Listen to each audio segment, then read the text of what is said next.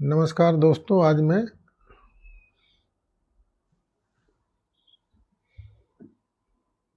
आपके सामने लाइव आया हूँ कुछ आपस में वार्ता करने के लिए, बातचीत करने के लिए। और जो कुछ जानकारी चाहते हैं कमेंट के माध्यम से हमसे आपसे बातचीत हो जाएगी। चूँकि मौसम गर्मी का है, लू चल रही है, तो आप लोग सावधानी बरतें। बाहर आवश्यक काम हो तभी घर से निकले। बच्चों को कम से कम घर से बाहर कम जाने दें।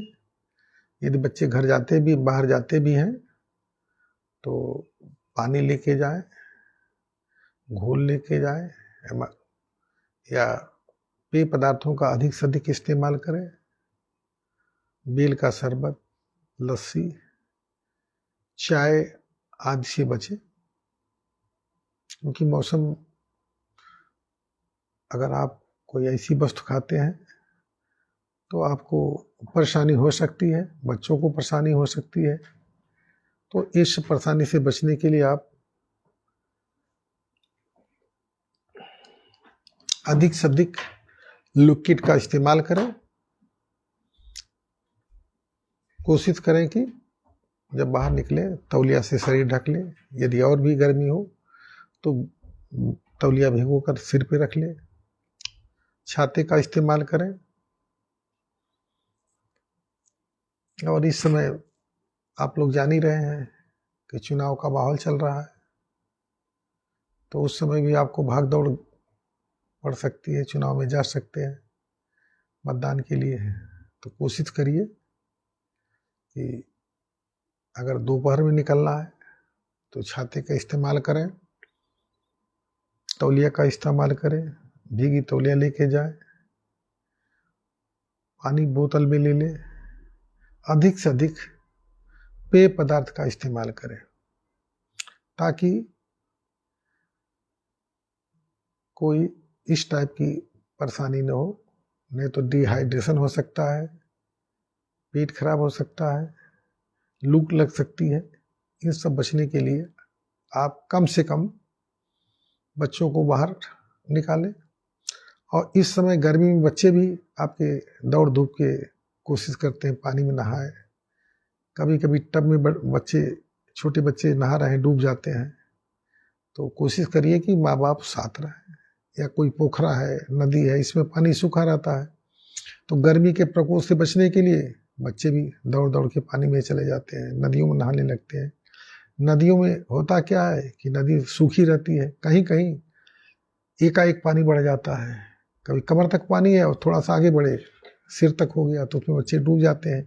एक बच्चा बचाने के लिए दूसरा भी डूब जाता है। चूंकि पानी बच्चे एक दूसरे को पकड़ लेते हैं तो पता लगा कि इसलिए दोनों डूब जाते हैं। इस वजह से कोशिश करिए कि गार्जियन साथ रहें।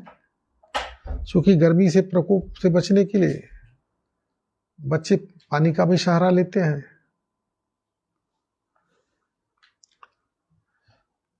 नवीन प्रजापति, ओम प्रकाश निर्मल,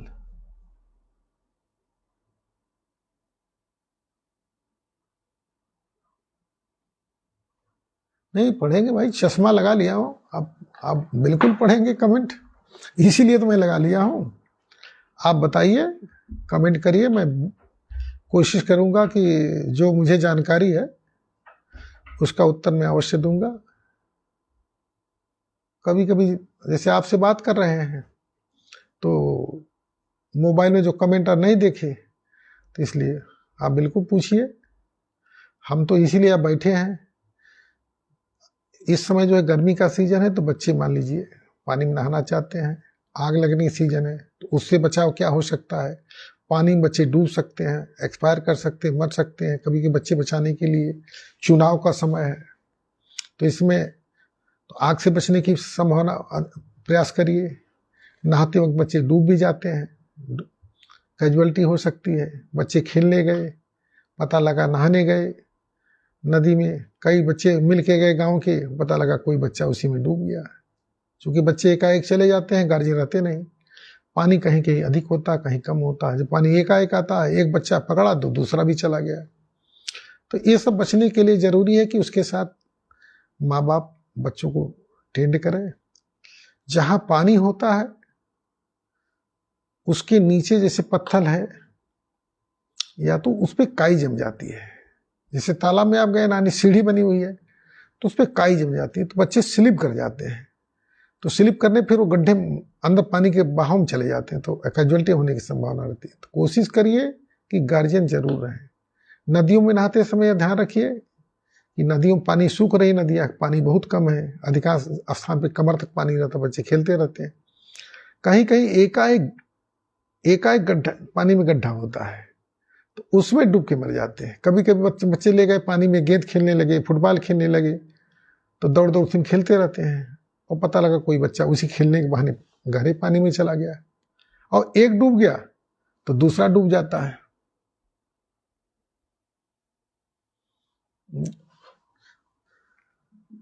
ऐसा मेन चीज है। देखिए, जब आप जॉब करते हैं पुलिस वाले, हर पुलिस इतना वर्कलोड होता है पुलिस में कि जैसे आप लोग आए हमारे पास, 10 लोग बैठ गए, अब आपको 5 मिनट 10 मिनट समय देना पड़ेगा, भाई सबको हमको देखना है। तो हम लोग शॉर्ट कट के देखते हैं तो उतना समय नहीं मिल पाता। जैसे किसी की मारपीट हुई तो मैंने बता दिया, भाई ये आपका हल्के का जो सिपाही है उसको दे दी, जाके देखिए, अगर कोई अगर समझौता होता है तो करा दीजिए, चूंकि नहीं तो फिर इनको जो है, जो अगर चाहते हैं मारपीट तो आवश्यक कार्रवाई करें। तो इस वजह से हम लोग समय कम दे पाते हैं, और इस माध्यम से, नेट के माध्यम से है।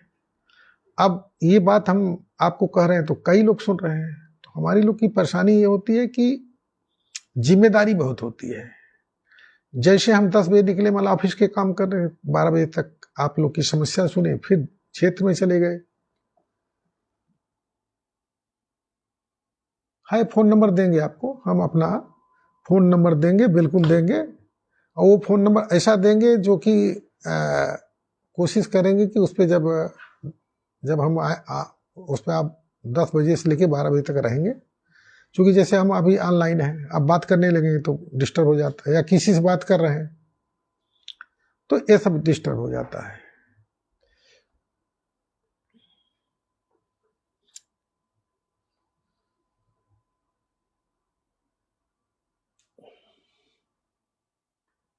तो फ्रेंडली इसलिए नहीं हो पाते हम लोग। कोशिश करते हैं कि जैसे इतना सर, फिर आप चले गए बैंक चेकिंग में चले गए, फिर दोपहर हो गया, फिर शाम को 10 आदमी बैठ गए, फिर शाम को निकलना है, नहीं कोई कैजुअलिटी हो सकती है, रोड पे लूट हो सकती है, रॉबरी हो सकती है, किसी की चेन स्नैचिंग हो सकती है, तो पुलिस को रोड पे भी रहना पड़ता है। फिर रात में चोरी घटना बढ़ती है, बैंक रॉबरी हो सकती है, किसी का ताला टूट सकता है, फिर 2-3 बजे रात लौटे। तो इस प्रकार से पुलिस, फिर उसके बाद उसी में कोई गिरफ्तार हो गया तो उसका लिखा पढ़नी करनी है, मुलजिम को जेल भेजना है, जाके कोर्ट में रिमांड लेना है, अधिकारियों के फोन आते रहते हैं, बड़े बड़े नेताओं के फोन आते हैं, सबको एडजस्ट करना पड़ता है। तो उसी में सबको थोड़ा थोड़ा काम बांटा जाता है ताकि आपकी समस्या हो। चूंकि हम लोग अधिकारी, नेता और आपके बीच एक मध्य की कड़ी रहते हैं। आपको भी सुनना है,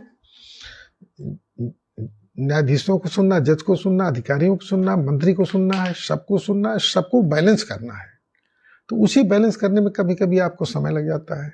तो हम लोग जैसे थाने में कई दरोगा है, 10 रहे दरोगा, उन लोग को बांट दिया जाता है, हल्के भाई सिपाही को दे देते। जैसे हम 10 मिनट दिए तो दरोगा जी 20 मिनट, आधा घंटा दिए, सिपाही 2 घंटा 3 घंटा दिया गया, आपके यहाँ समझौता करा लिया। और जो सीरियस मामले होते हैं, कठिन मामले होते हैं, उसमें हम लोग जाते हैं। उससे भी सीरियस मामला होता है, सीओ साहब जाते हैं।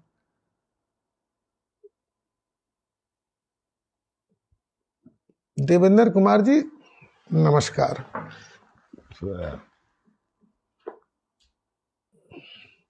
मैं आपके जिले में रहा हूँ भाई, रफड़ा भी रहा हूँ, नगरा भी रहा हूँ, खेजरी भी रहा हूँ इंस्पेक्टर, बावडी भी इंस्पेक्टर रहा हूँ।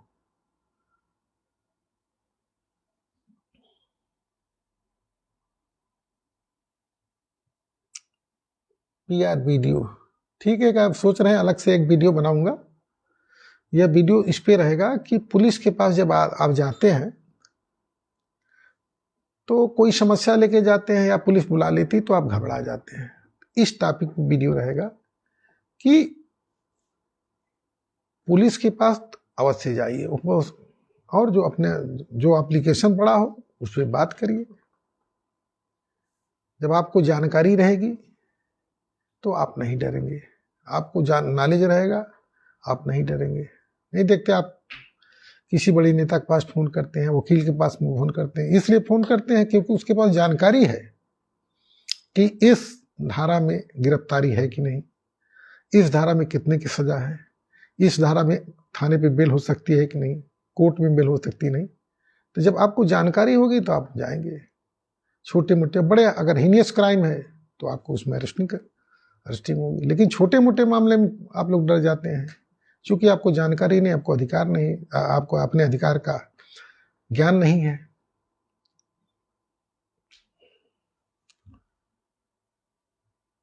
जैसे आपको पुलिस वाले पकड़ ले गए या आपके खिलाफ एप्लीकेशन है मान लीजिए, तो आप डर गए, तो आप थाने जाइए, पूछिए कि सर मेरे खिलाफ एप्लीकेशन है, तो किसके द्वारा दिया गया है, क्या आरोप लगाया गया है। पुलिस वाला जांच करके बुलाएगा दोनों पार्टी को और समझ लेगा कि आरोप गलत पाए गए तो आपको वहीं से डिस्चार्ज कर देगा। धारा 59 CRPC अगर डिस्चार्ज हुआ तो आपको देगा। मान लीजिए आपके खिलाफ आरोप सही पाए गए तो आपको कस्टडी मिलेगा।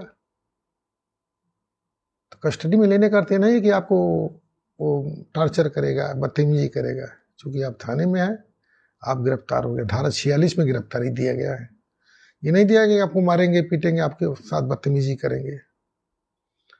और जब आप मान लीजिए गिरफ्तारी हो गए हैं तो पुलिस का दायित्व है कि आपको कारण गिरफ्तारी बताएंगे कि आपको क्यों गिरफ्तार किया जा रहा है और किस धारा में गिरफ्तार किया जा रहा है।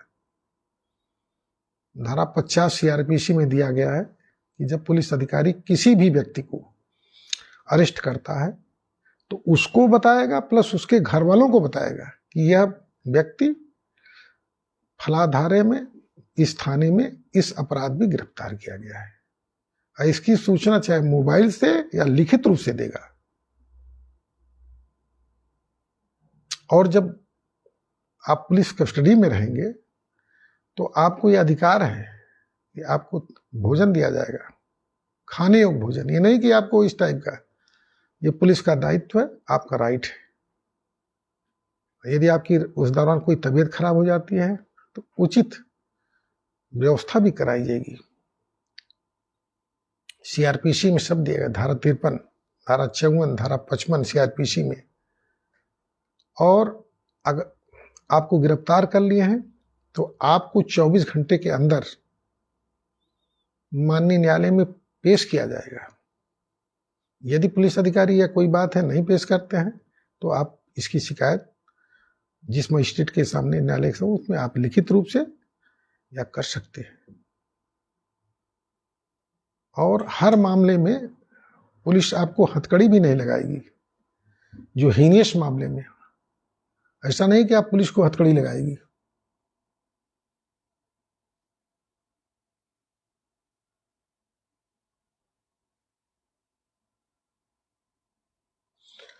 ऐसा एक चुनाव है, तो चुनाव में जो आयोग है निर्देश होता है कि जो अधिकारी हैं, जो पुलिस बल लगाया गया लगभग चुनाव प्रक्रिया में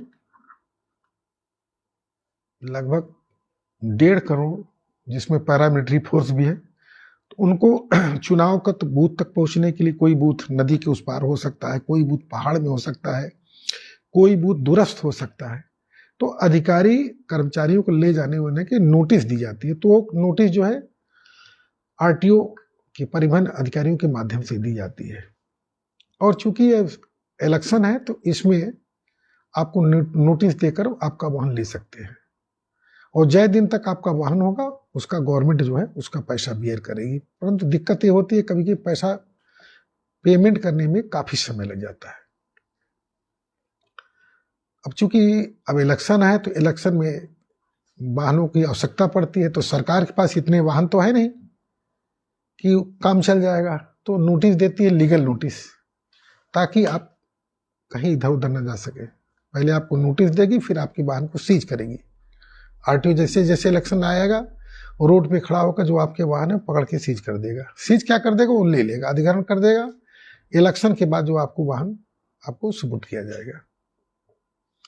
तो ये सब चीजें हैं। अब चुनाव की प्रक्रिया है, ये आयोग का निर्देश होता है, प्रशासनिक निर्देश है। चुनाव को जो है पीसफुल अफेयर कराना है, उसके लिए साधनों की आवश्यकता पड़ती।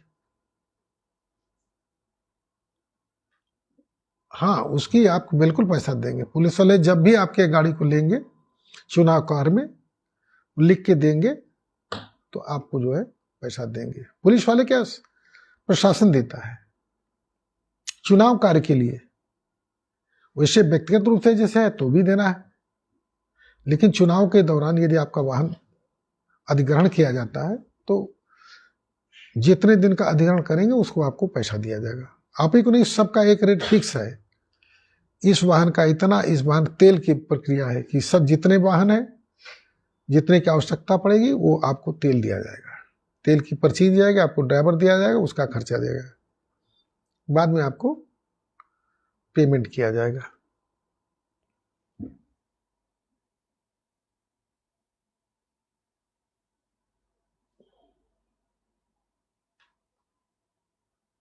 हाँ, बता रहे थे, टॉपिक ये था कि जैसे आपको कोई गिरफ्तार कर लिया तो हथकड़ी ने माननीय न्यायालय में वो हाथ पकड़ कर ही पृष्ठ भेजेंगे, ले जाएंगे। ऐसा नहीं है कि आपको हथकड़ी ले जाएंगे।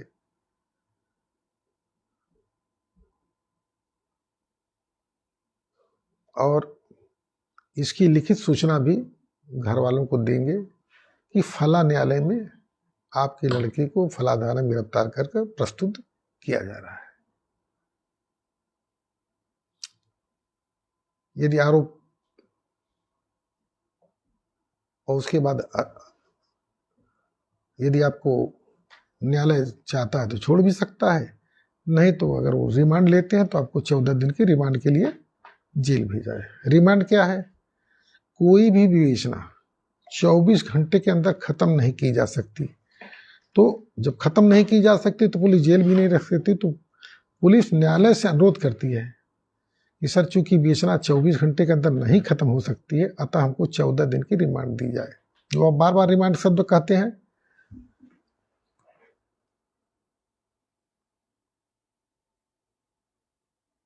अभी तो मैं नेवडा गया था, नेवडा एक्सटेंशन।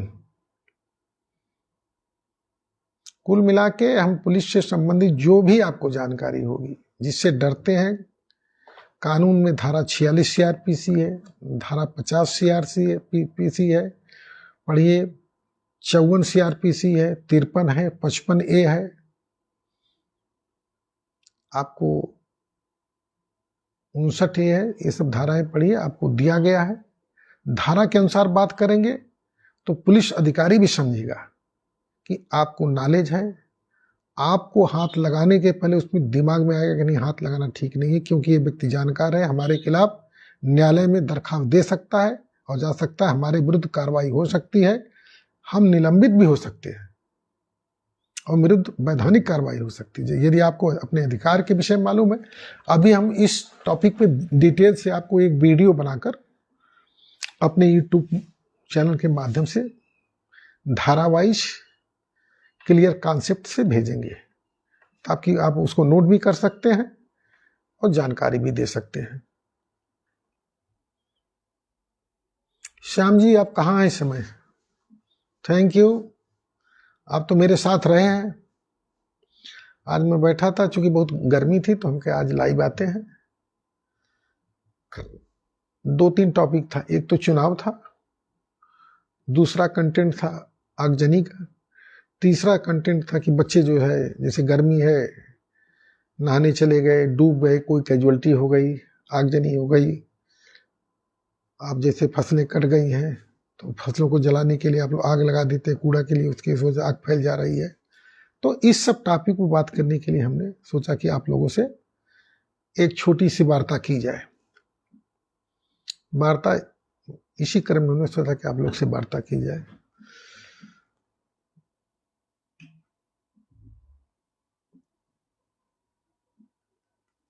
मोनू कनौजिया जी, आप कहाँ से बोल रहे हैं? थैंक यू, आपको बधाई हो। बलिया कोतवाली, थैंक यू। मेरे साथ आप खेजूरी में रहे हैं पुलिस की, ठीक है। और बताएं।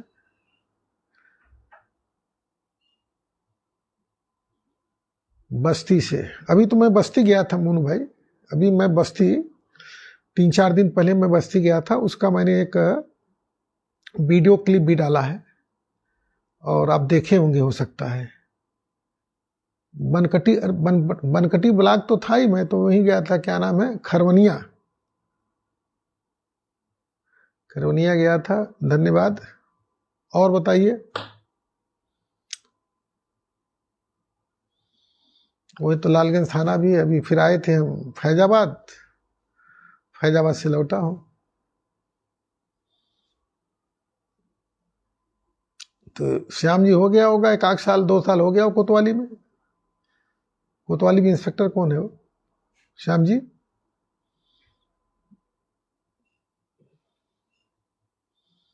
कोतवाली इंस्पेक्टर कौन है? चलिए, तो ड्यूटी बाहर लगी है, इलेक्शन ड्यूटी, चुनाव ड्यूटी में, कि थाने पे हो? हमारे साथ श्याम जी करीब 2 साल रहे, 2-2.5 साल।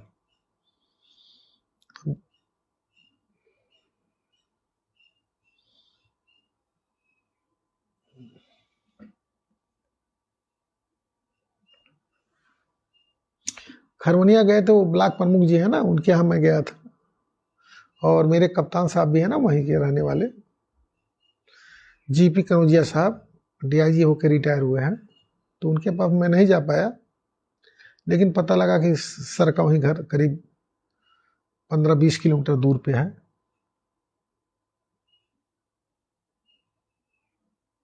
जानता हूँ संजय सिंह को, जानता हूँ। चलिए, अब हम लोग भी काफी सीनियर हो चुके हैं, अब आप लोग इसको सेवा करिए।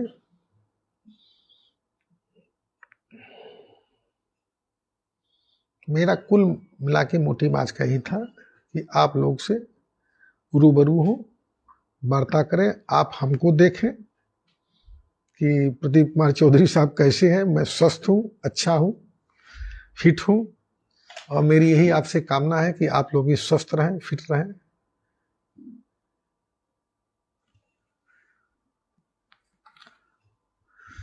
वो तो मैंने बता दिया है। एक दरोगा जी थे सर, पीसी प्रसाद, वो रहे हैं राम सागर के साथ भी सर, मऊ रहे हैं, चिरैया कोट रहे हैं, उनसे भी मुलाकात हुई। और वो बेचारे कई थानों में रहे हैं, और अपने रिलेटिव में भी हैं, और चूंकि पहचान भी है, तो पहचान के बाद रिलेटिव भी बन गए।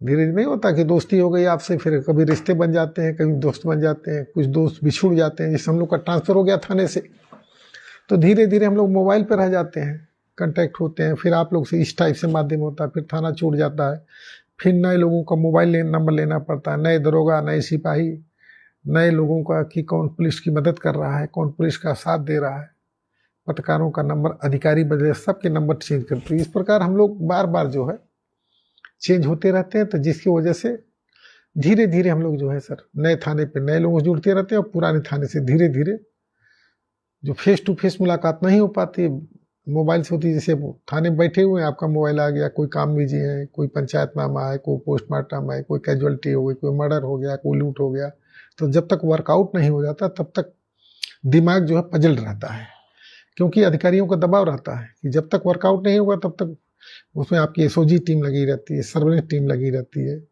क्राइम ब्रांच, हमारे जो अच्छे अच्छे सिपाही हैं वो लगे रहते हैं, जो उस टाइप के होते हैं, अच्छे इन्फॉर्मेशन दे सकते हैं, क्षेत्र में छोड़ दी जाते हैं, पता लगाते रहते हैं, ताकि इस सब घटनाएं, और घटनाएं होना है 10 दिन 5 दिन में। चूंकि इंचार्जी जो है वो फूल की सेज नहीं है, वो कहीं ना कहीं आपके थाने में होगी घटना, बगल वाले थाने में घटना होगी, तो अधिकारी लगा देते हैं, और जब तक वर्कआउट नहीं होगा तब तक आप उसमें लगे रहना है।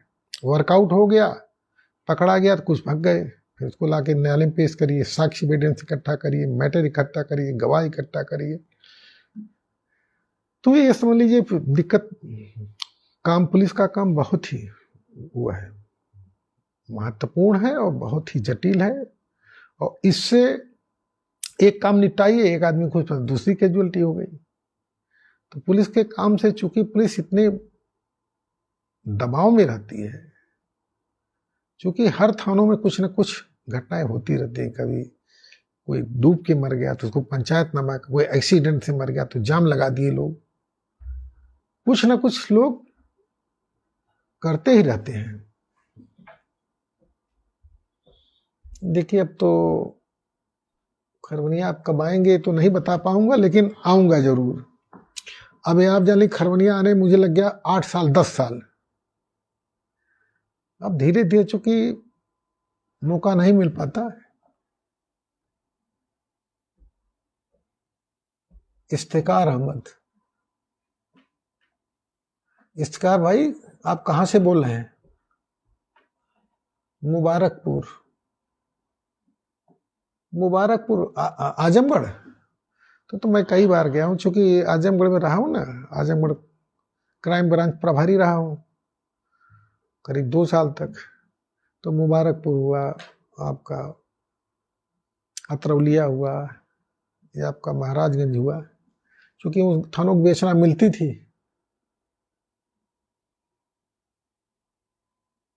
थैंक यू इफ्तिकार भाई।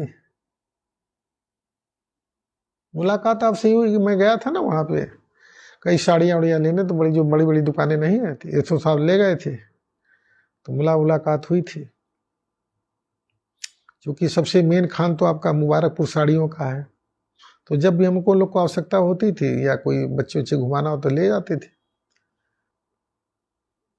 और हमारे मित्र, कई मित्र जो हैं वहाँ के हैं, लालगंज के हैं, देवगांव के हैं।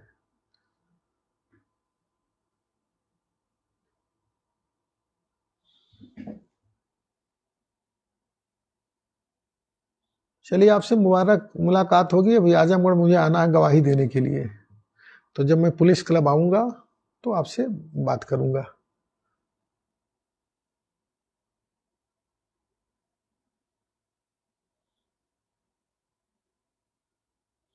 हम ठीक हैं, अब देख नहीं रहे, लाइव हूं तो देख ही रहे हमारा स्वास्थ्य ठीक है। आप कैसे हैं आप बताएं, मुझे उम्मीद है कि आप भी ठीक होंगे।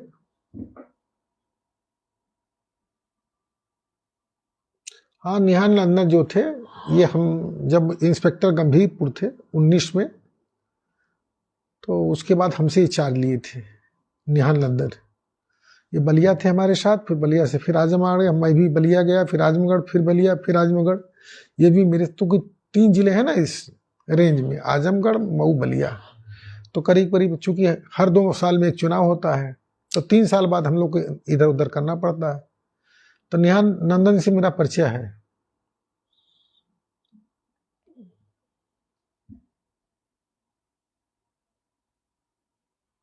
और मोनू भाई आप बताइए, और मेरे मित्र भी जो देख रहे हो कमेंट के माध्यम से पूछें, ताकि मैं आपका उत्तर दे सकूं।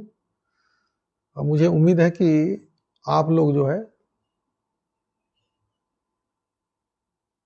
जो कि हम जब बनाएंगे वीडियो, एक वीडियो बनाऊंगा कि जो आप लोग थाने उन्हें पे जाते हैं तो डरते हैं, या कि शिकायत हो गई तो भागने लगते हैं कि पुलिस हमको टार्चर ना करे, मारे ना पीटे, बदतमीजी नहीं करे। और तो इस पे एक मैं वीडियो अलग से बनाकर अपने यूट्यूब चैनल, मेरे नाम से ही है, प्रदीप कुमार चौधरी 4000, तो उस पर आप अपलोड करेंगे। आप लोग अवश्य देखिएगा।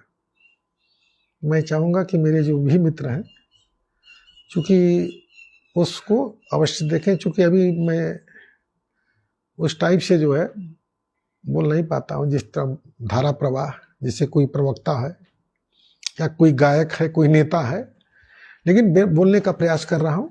और उम्मीद है कि आप लोग का सहयोग रहा तो धीरे धीरे हम आपका आशीर्वाद लेते हुए आगे बढ़ेंगे।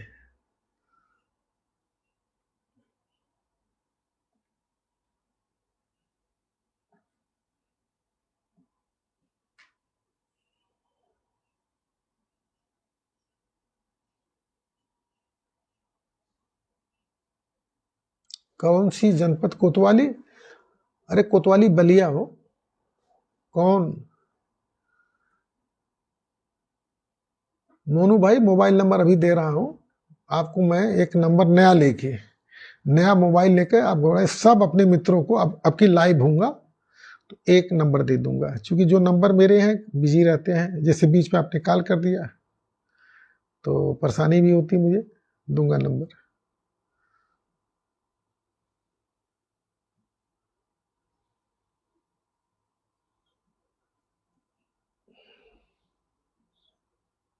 बस मेरा आने का मुख्य उद्देश्य था।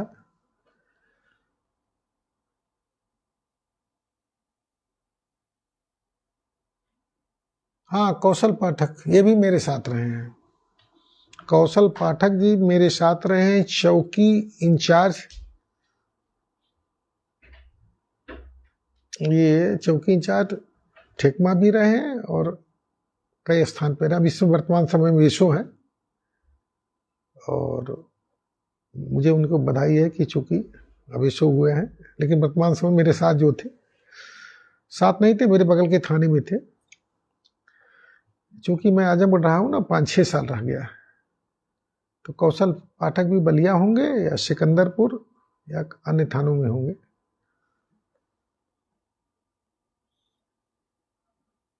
अलीम खान।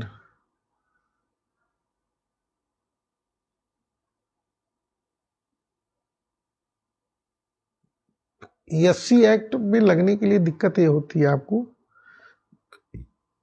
जब आप एप्लीकेशन देंगे तो इसमें not below than gazetted, CO के नीचे कोई जांच नहीं कर सकता, इसकी विवेचना सीओ स्तर गजटेड अधिकारी के नीचे नहीं थी, इसलिए इंस्पेक्टर नहीं करता। दो विवेचना ऐसी होती है, एक तो दहेज की, जिसमें दहेज में तो जाए 304 बी।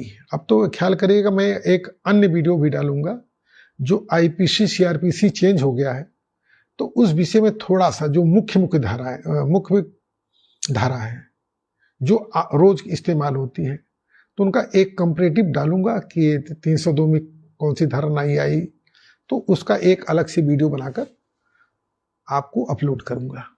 क्योंकि अब धाराएं चेंज होगी 1 जुलाई के बाद, जो भी है, जो अमेंडमेंट हुआ है आईपीसी सीआरपीसी इवेंट्स एक्ट में, सब में चेंज किया गया, तो उस विषय में भी हम अलग से आपसे वीडियो अपलोड करेंगे, वो भी यूट्यूब चैनल पर।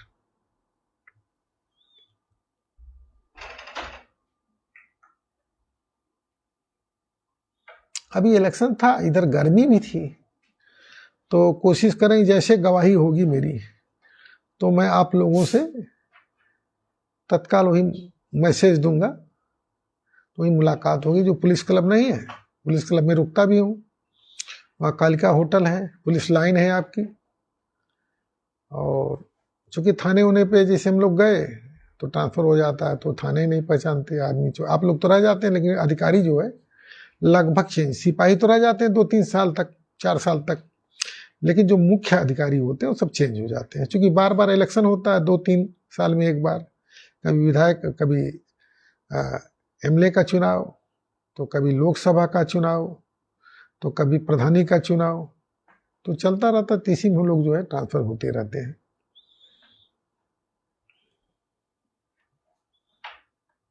एसटी एक्ट लगने में मोनू भाई आपको सीओ के पास जाना पड़ेगा, और जब सीओ आदेश करता है तो पुलिस, अगर चोट वोट अधिक लग गई तो तुरंत एसओ इंस्पेक्टर मुकदमा लिख देते हैं, जैसे हल्की चोट है, कहीं खरोच वरोच हो गई है या कुछ इस टाइप की हो, तो उसमें लिखने में थोड़ा सा पुलिस आनाकानी करती है। लेकिन ऐसे कोई चोट लग गई है, गंभीर चोट लग गई, हाथ टूट गया है, पैर टूट गया है या सिर फट गया है, तो पुलिस तत्काल लिख देती है, क्योंकि फिर उसके खिलाफ भी कार्रवाई होती है। यदि पुलिस नहीं लिखेगी तो उसके खिलाफ भी कार्रवाई की जाती है। लेकिन जैसे छोटी मोटी चोट है तो पुलिस टाल देती है, पुलिस सोचती है कि इन दोनों पक्षों को बुलाकर 151 करके दोनों पक्षों को भेज देती है, पाबंद लगा के। लेकिन जैसे अगर गंभीर है तो उसको लिखना लिखना ही है, लेकिन उसकी विवेचना जो है गजिस्ट्रेट अधिकारी करता है। सीओ स्तर इंस्पेक्टर, मुकदमा तो थाने से लिखा जाएगा, लेकिन जांच और विवेचना जो है उसकी सीओ करेंगे।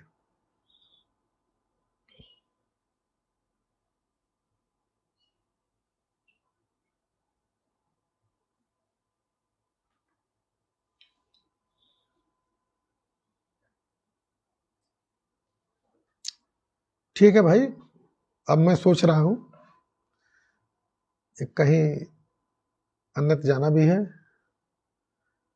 तो आप लोगों को मेरा लाइव आना अच्छा लगा है, इसको लाइक और सब्सक्राइब करें। मेरा यूट्यूब चैनल है, उस पर मैं वीडियो बनाकर कभी कभी लाइव भी आता हूँ, अपलोड करूँगा, जो अच्छे अच्छे टॉपिक हैं, अच्छे अच्छे कंटेंट हैं। अभी मैं जो